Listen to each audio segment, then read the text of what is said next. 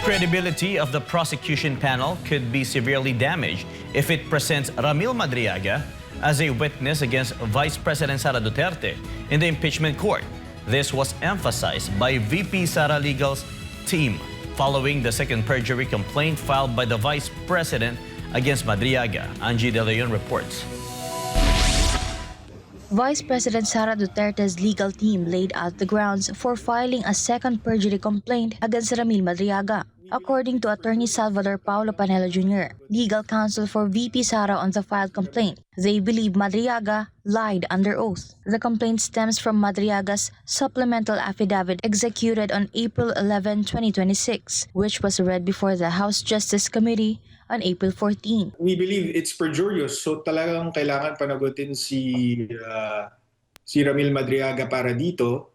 Nabanggit ko na rin na actually the supplemental affidavit proves that the first perjury is perjured. Panelo added another reason for filing the second complaint is to expose to the public the kind of witness the prosecution intends to use in the impeachment trial against VP Sara. The reason why we exerted all this effort to file the second complaint is because we want to show the people also na ganitong klaseng testigo ang balak gamitin ng prosecution laban kay VP Sara. Malicious, baseless, and desperate witness. So ganun din yung character ng mga taong nasa likod ng impeachment. Wala talaga silang basihan, talagang politika lang ang habol nila. However, Panelo noted that rumors suggest the prosecution may no longer present Madriaga as a witness against the Vice President. While they will not prevent Madriaga from testifying in the impeachment court, they remain determined to hold him legally accountable for statements they consider false. Nagsisinungaling yan si Madriaga, hindi namin kayo pipigilan. Siyempre kakasuhan namin siya dahil kailangan niyang managot dun sa mga kasinungalingan niya.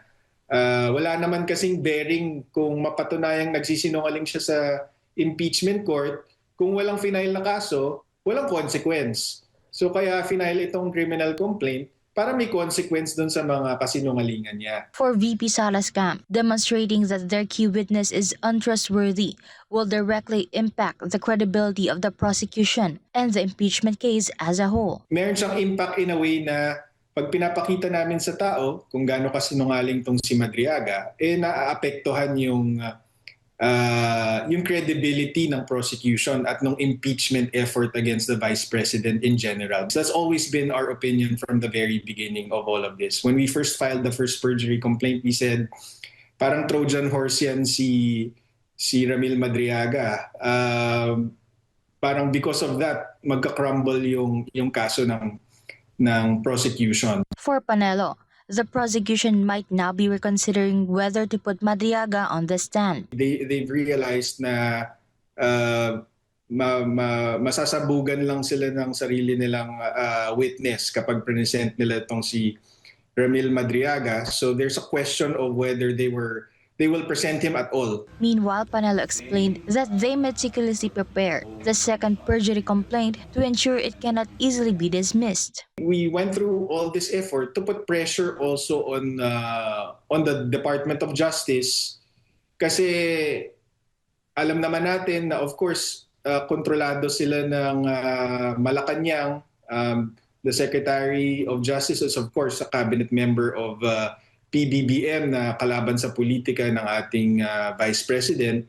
So we don't want to give them any reason to dismiss the complaint. Kaya umabot ng ganito, 750 pages itong second complaint, yung first complaint 300 pages para walang butas, para mahirapan sila kahit gusto nilang i-dismiss dahil sa politika may hirapan sila. Kung i-dismiss man nila, magmumukhang sinadya nila para lang siraan itong si VP Sara. Yung combined ng first and second perjury complaint, ang total na po niyan is 1,000 pages including testimonial and documentary evidence. So malakas po yan. Kapag dinismiss po yan, may magic dyan. VP Sara's legal team filed a motion to consolidate both perjury complaints against Madriaga before the Taguig City Prosecutor's Office. According to Panelo, both complaints are directly interconnected as they both center on Madriaga's sworn statements. Angie De Leon, your citizen correspondent, reporting for News and World.